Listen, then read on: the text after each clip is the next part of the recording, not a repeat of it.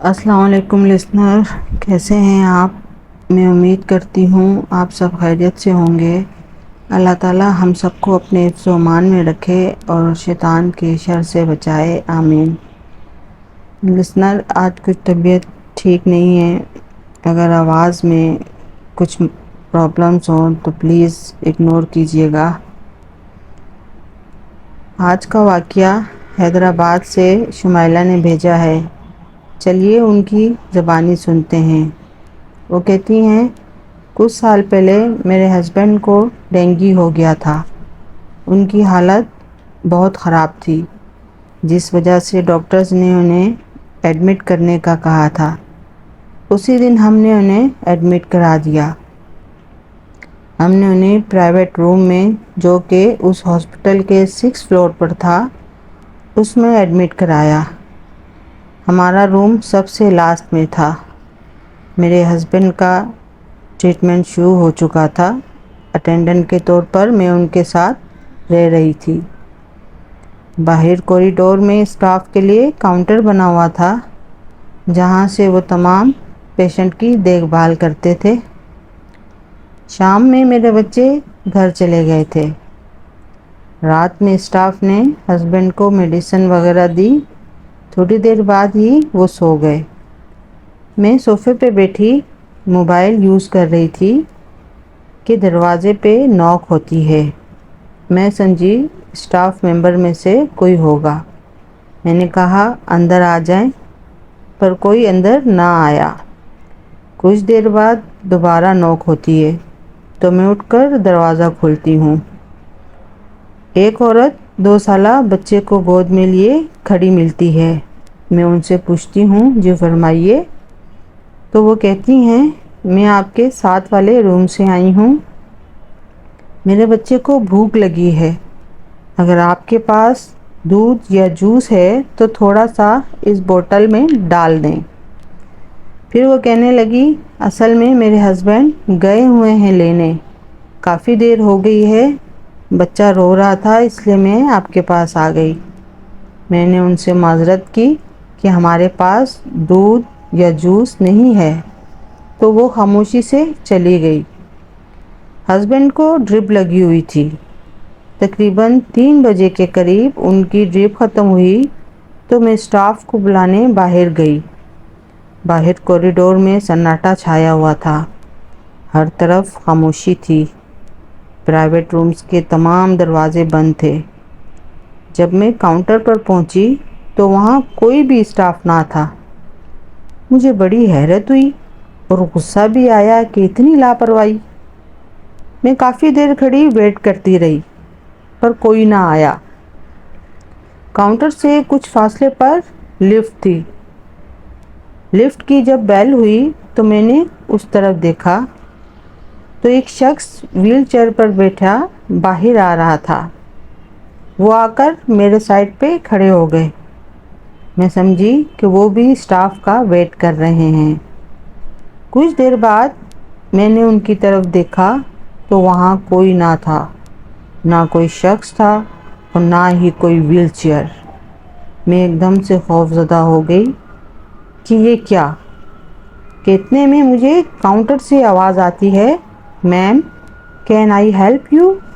تو میں چونک کر دیکھتی ہوں، وہاں نرس بیٹھی ہوتی ہے اور مجھے پراسرار طریقے سے مسکرا کر دیکھ رہی ہوتی ہے۔ مجھے ایسا محسوس ہوتا ہے کہ نرس کے چہرے پہ کوئی رونق نہیں ہے۔ اس کا چہرہ بے رونق ہے، جیسے کسی مرے ہوئے انسان کا ہوتا ہے۔ وہ اپنی آنکھیں بھی نہیں جھپک رہی تھی۔ میں حیران ہوئی کہ میں تو یہاں کب سے کھڑی ہوں، مجھے تو کوئی آتا جاتا نظر نہیں آیا، تو یہ کہاں سے آ گئی؟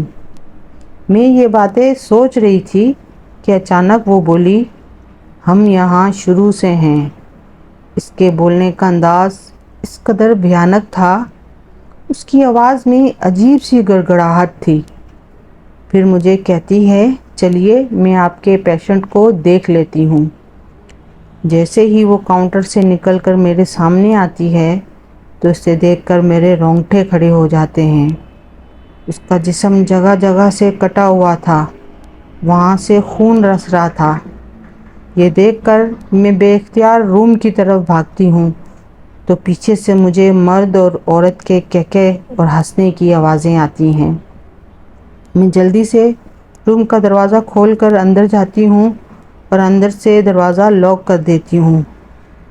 دیکھتی ہوں وہی عورت جو دودھ مانگنے آئی تھی اندر صوفے پہ اپنے بچے کو لیے دیوار کی طرف منہ کیے بیٹھی ہے۔ میں ویسے ہی خوفزدہ تھی۔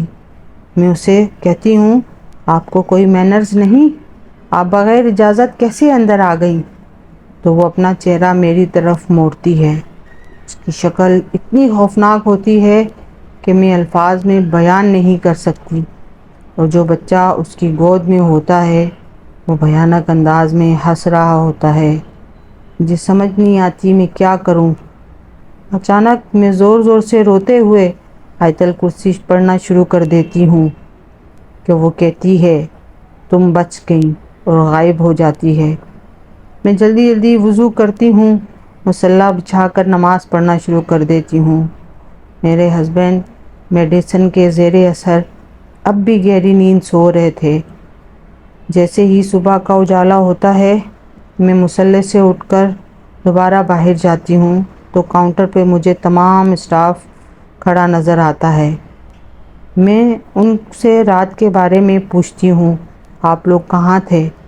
تو وہ بڑی حیرت سے مجھے دیکھتے ہیں اور کہتے ہیں، میڈم ہم تو یہیں موجود تھے۔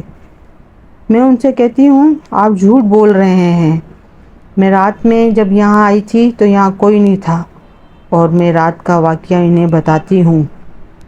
میری بات سن کر تو تمام لوگ یکدم خاموش ہو جاتے ہیں اور کہتے ہیں، میڈم تمام رومز خالی ہیں، یہاں آپ کے علاوہ اور کوئی نہیں تھا رات میں۔ میں یہ سن کر کہ پوری رات اس فلور پر میں اور ہسبینڈ اکیلے تھے مجھے خوف سے جھرجھری آ جاتی ہے۔ ان میں سے ایک سینئر اسٹاف لیڈی مجھے کہتی ہے، میڈم یہاں رات میں اکثر لوگوں کے ساتھ ایسے واقعات ہوتے رہتے ہیں، ان کی کیا وجوہات ہیں ہمیں کچھ معلوم نہیں۔ میں اسی وقت اپنے شوہر کو وہاں سے ڈسچارج کروا کر دوسرے ہاسپٹل میں شفٹ کرتی ہوں۔ مجھ میں اتنی ہمت نہیں تھی کہ میں دوبارہ ان چیزوں کو فیس کروں۔